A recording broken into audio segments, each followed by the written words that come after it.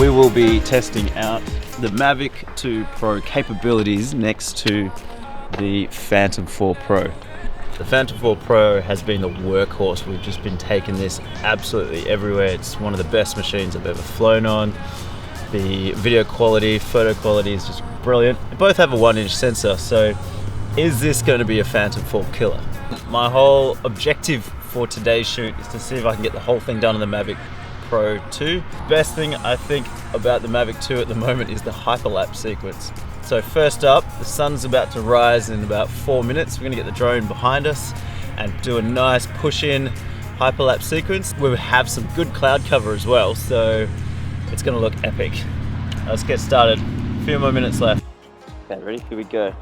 So it gives you an idea of how many shots are going to get taken in the intervals. So it'll be every 2 seconds one photo will take, and it will go for 5 seconds in length, the video length, which I'll change it to about 10 seconds, which means the total flight time will be 8 minutes.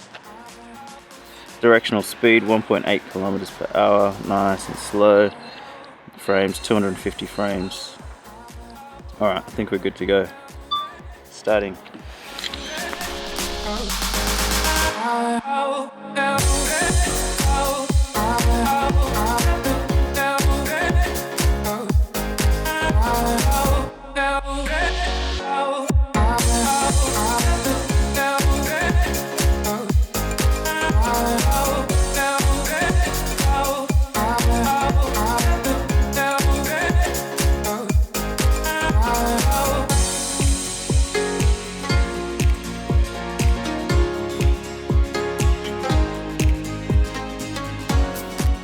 Okay, so the question on everyone's minds right now, including mine, is can the Mavic 2 Pro compare with the Phantom 4 Pro, and can we use it for commercial uses such as property videos, property photography, maybe even some TV commercials and cinematography stuff. So today we are filming for a development. It's not the sexiest of subjects to film, once again, it's just a piece of land. They both have the same 1-inch sensor, different cameras, but spec for spec on paper, it's actually really close.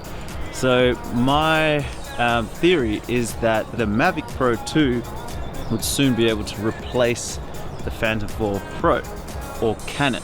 Maybe that's a question for us and for you, but yeah, we've just completed the shots and so far so good. It looks really good. There's a couple of things that's a little bit different that we've noticed is the pan follow on the Phantom 4 Pro.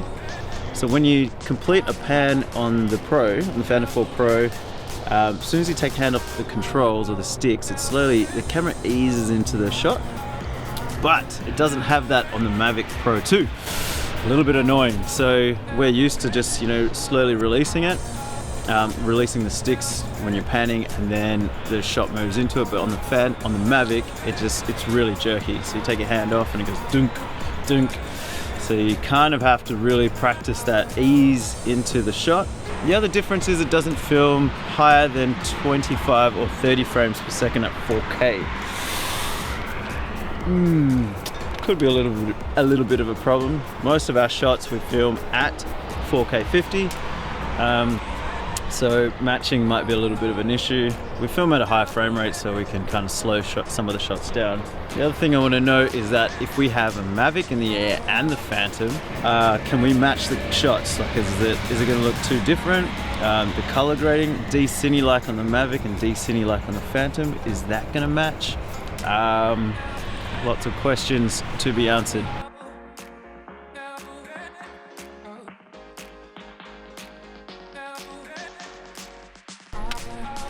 This latch here, I think people are going to be breaking this shit left, right and center, because you got to get it right in here, like snug, and then put the hooks at the top and then swing down. And like I can't do it in a smooth way. Like, it's always clunky. But oh, it was on tripod mode the whole time. This is a new feature of the Mavic, which I got to get used to. Right at the bottom, there's a T. The T stands for tripod mode, which means everything's really slow. Make sure it's on P or S. Rookie mistake.